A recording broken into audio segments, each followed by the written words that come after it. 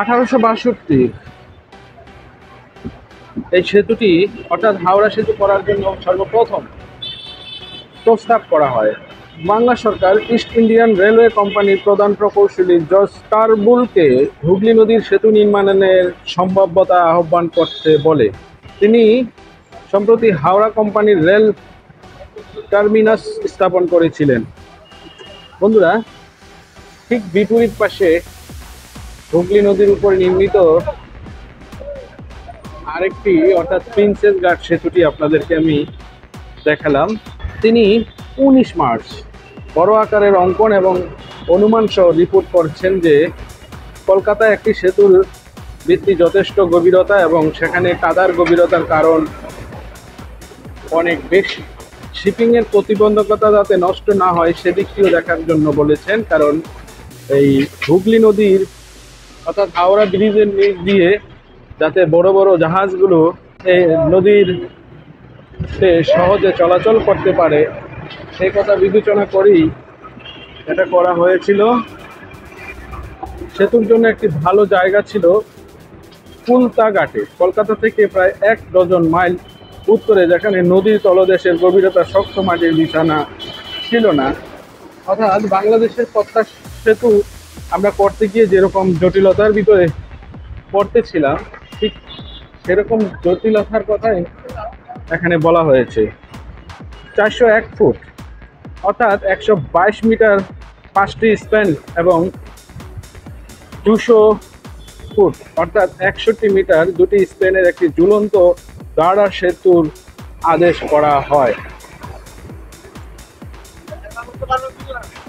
হুগলি নদীর উপর দিয়ে ক্রমবর্ধমান যানবাহন চলাচলের পরিপ্রেক্ষিতে 1855 থেকে 56 সালে এটির উপর একটি সেতু নির্মাণের বিকল্প পর্যালোচনা করার জন্য একটি কমিটি নিযুক্ত করা হয়েছিল।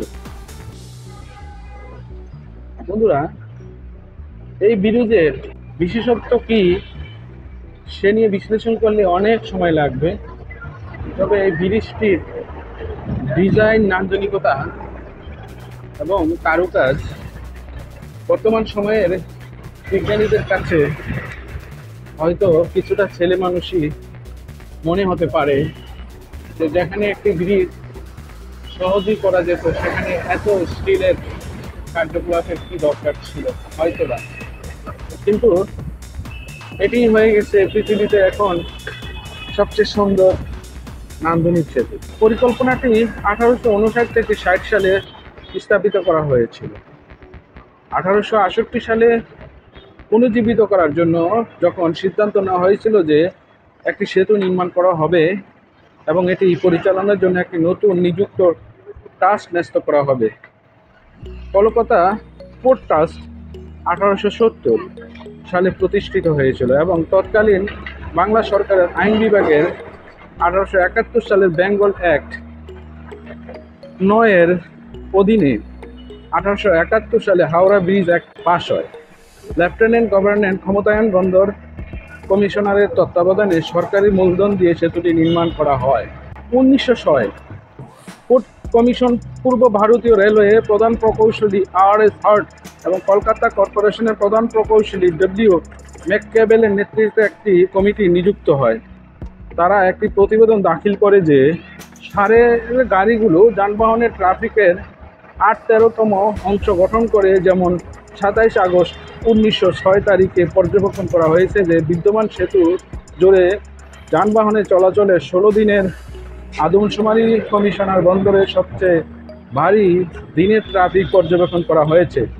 বিদ্যমান সেতুর রাস্তাটি 48 ফুট চওড়া তীরের স্প্যান ছাড়া, যেখানে এটি সড়ক পথে মাত্র 43 ফুট, প্রতিটি 21 ফুট 6 ইঞ্চি চওড়া। নতুন ব্রিজের রাস্তাটি যথেষ্ট প্রশস্ত হবে যাতে কমপক্ষে 2টি লাইনের যানবাহন চলাচল এবং প্রতিটি দিকে একটি লাইন ট্রাম এবং প্রতিটি 30 ফুট চওড়া 2টি রোডওয়ে মোট 60 ফুট চওড়ার প্রস্তাব দেয়, যা যথেষ্ট। এই উদ্দেশ্য বিদ্যমান ভাসমান সেতু কলকাতা এবং হাওড়া জুড়ে যানবাহন খুব ভারী এবং এটি স্পষ্ট যে যদি নতুন সেতুটি বিদ্যমান সেতুর মতো একই জায়গায় হয়, তবে একটি অস্থায়ী সেতু দেওয়া না হলে সেখানে থাকবে। বর্তমান সেতুর মতো একই জায়গায় নতুন সেতু নির্মাণের অনুমতি দেওয়ার জন্য বিদ্যমান সেতুটি এক পাশে সরানোর সময় যানবাহন চলাচলে গুরুতর বিঘ্ন ঘটবে। কমিটি 6টি বিকল্প বিবেচনা করে।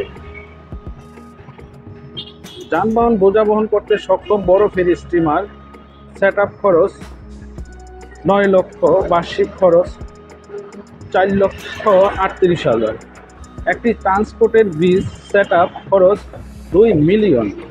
একটি টানেল সেট আপ খরচ 3,338.2 বিলিয়ন। বার্ষিক পর্যবেক্ষণ খরচ 17,89,000। পেয়ারের উপর একটি সেতু সেট আপ খরচ 22.5 মিলিয়ন। একটি ভাসমান সেতু সেট আপ খরচ 21,40,000। বার্ষিক রক্ষণাবেক্ষণ খরচ 2 লক্ষ। একটি পিলানযুক্ত সেতু। কমিটি শেষ পর্যন্ত ভাসমান সেতুর সিদ্ধান্ত নেয়। এর নকশা এবং নির্মাণের জন্য 23টি সংস্থাকে দরপত্র প্রস্তাব করা হয়েছে। যে ফর্মের ডিজাইন গৃহীত হয় তার জন্য 3,000 থেকে 45